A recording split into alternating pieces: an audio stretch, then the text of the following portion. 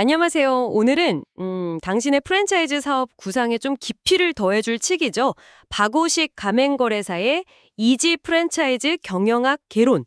이걸 좀 집중적으로 살펴보려고 합니다. 네, 이 책이 특히 가맹본부 대표님들한테 아주 실무적인 지침서라고 하더라고요. 맞아요. 현장 중심이죠.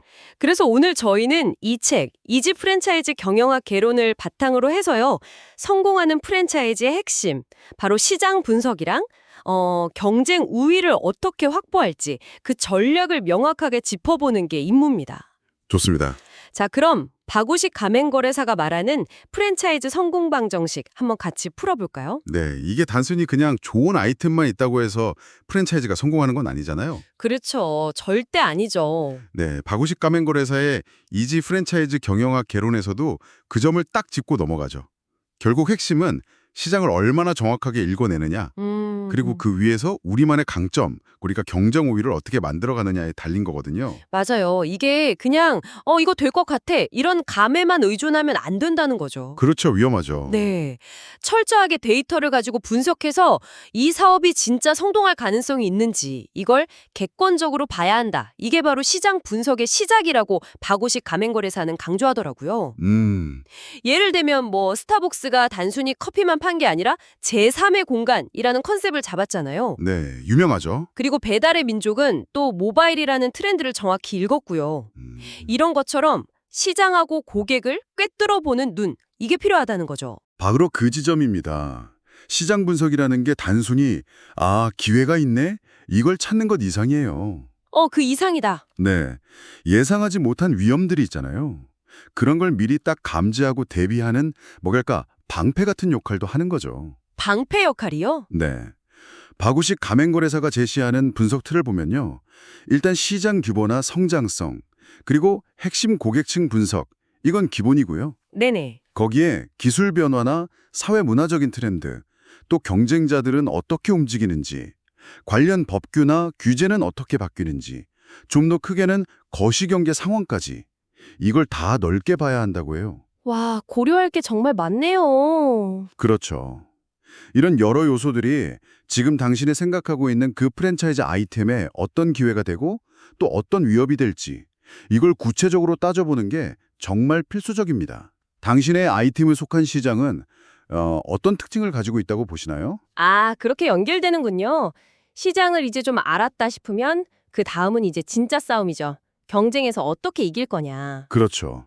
전략이죠. 네, 전력 수립 단계로 넘어가야 하는데 이지 프랜차이즈 경영학 개론에서는 몇 가지 핵심적인 경쟁 우위 확보 전략을 제시하고 있어요. 네, 어떤 것들이 있죠? 예를 들어 다이소, 압도적인 가성비, 이걸로 승부하잖아요. 이런 차별화 전략이 있고요. 가격 차별화. 네, 또 이케아처럼 운영 효율성을 막 극대화해서 가격 경쟁력을 딱 확보하는 비용 우위 전략도 있고요. 효율성. 박우식 가맹거래사는 특히 프랜차이즈 같은 경우 본부의 그 표준화된 운영 시스템 있잖아요. 네, 시스템. 그리고 가맹점 네트워크를 통해서 구매력을 확보하는 거. 이게 비용 우위를 가져오는 아주 중요한 지점이라고 딱 짚어주더라고요. 맞습니다. 그게 프랜차이즈의 강점 중 하나죠. 그리고 또 특정 고객이나 틈새 시장만 깊게 파고드는 집중화 전략도 가능하죠. 집중화 전략. 네. 예를 들어 아주 고급 스페셜티 커피 시장만 탁 공략하는 그런 브랜드처럼요.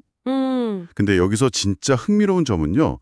이 프랜차이즈라는 사업 모델 그 자체 있잖아요. 네네. 본부랑 가맹점 사이에 시너지를 내서 구매력을 높이고 또 브랜드 인지도도 같이 확장하고 이게 그 자체로 강력한 경쟁 우위 확보 수단이 될 수 있다는 그런 분석입니다. 여러 전략들 중에서도 근데 박우식 가맹거래사는 특히 차별화에 좀 무게를 두는 것 같아요. 네, 맞아요. 근데 이게 그냥 남들이랑 좀 다르게 만든다. 이런 수준을 넘어서는 것 같거든요. 뭔가 좀 더 깊은 뜻이 있는 것 같은데. 네, 정확하게 보셨어요. 요즘 소비자들이 단순히 물건이나 서비스만 사는 게 아니잖아요. 그렇죠. 경험을 사죠. 네, 특별한 경험을 원하죠. 그래서 이 이지 프랜차이즈 경영학 개론에서는 이 차별화를 통해서 어떻게 고객 만족을 극대화할 거냐, 여기에 집중을 해요. 고객 만족 극대화. 네, 그 핵심 방법론으로 제시하는 게 바로 문화, 체험, 그리고 혁신적인 서비스. 이 세 가지 요소를 잘 융합해야 한다는 겁니다. 문화, 체험, 혁신 서비스의 융합이요. 흥미로운데요? 그게 구체적으로 어떤 방식일까요? 예를 들면요. 어떤 특정 지역의 음식 문화를 좀 현대적으로 재해석해서 보여준다거나 이게 문화 네. 시스템을 강화한다든지 개인 맞춤형 구독 서비스를 도입한다든지 이게 혁신 이런 걸 예로 들 수 있겠죠. 네네. 근데 중요한 건 이걸 그냥 쭉 나열하는 게 아니고요. 이걸 어떻게 창의적으로 잘 융합해서 당신의 브랜드만이 줄 수 있는 독특하고 매력적인 고객 경험을 만들어내느냐. 바로 이겁니다. 아, 그 융합이 핵심이군요. 네, 이 융합 자체가 아주 강력한 경쟁력이 되고 또 다른 경쟁자들이 쉽게 따라오지 못하게 하는 진입장벽이 될 수 있다는 거죠. 그 융합이라는 지점이 정말 중요한 포인트 같네요.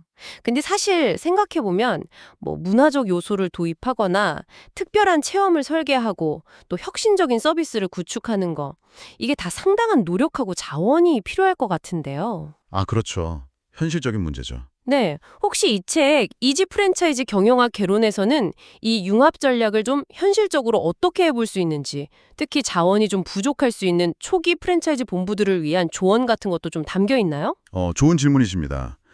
바구식 가맹거래소는 제 생각엔 모든 걸 한 번에 완벽하게 하려고 하기보다는요. 네. 브랜드의 핵심 가치랑 가장 잘 맞는 요소부터 좀 단계적으로 시도하고 발전시키는 그런 접근을 권하는 것 같아요. 아, 단계적으로? 네, 예를 들어서 우리 브랜드는 문화적인 스토리가 강하다. 그러면 그걸 중심으로 체험 요소를 조금씩 더해본다거나 아니면 우리 서비스 모델이 정말 뛰어나다. 그러면 거기에 맞는 문화나 체험을 접목하는 식으로요. 네네. 또 프랜차이즈 시스템의 장점을 살려서 파일럿 테스트를 해보거나 일부 가맹점에 먼저 도입해보는 식으로 점진적으로 확산하는 방법도 생각해 볼 수 있겠죠. 핵심은 일단 시작하고 고객 반응을 보면서 계속 개선해 나가는 그 과정 자체인 것 같습니다.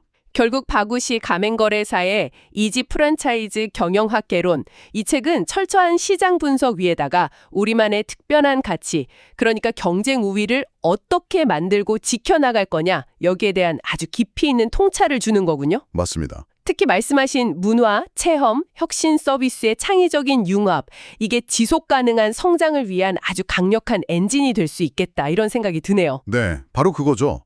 오늘 바구식 가맹거래사의 이지 프랜차이즈 경영학 교론을 통해 프랜차이즈 성공 전략, 특히 시장 분석과 경쟁 우위, 그중에서도 차별화 전략을 함께 살펴봤는데요. 네. 마지막으로 당신에게 질문 하나를 던지면서 마무리하고 싶습니다. 네, 어떤 질문인가요?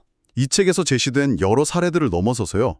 당신의 프랜차이즈 컨셉에는 과연 어떤 독특한 문화적 코드, 또 잊을 수 없는 체험 요소, 그리고 시장을 깜짝 놀라게 할 만한 혁신적인 서비스를 잘 융합해서 경쟁자들이 감히 따라하기 어려운 완전히 새로운 차원의 고객 경험을 선사할 수 있을까요? 와. 그 답을 찾아가는 여정 자체가 바로 성공적인 프랜차이즈를 만드는 과정이 아닐까 싶습니다. 네, 정말 깊이 고민해 볼 만한 가치가 있는 질문입니다.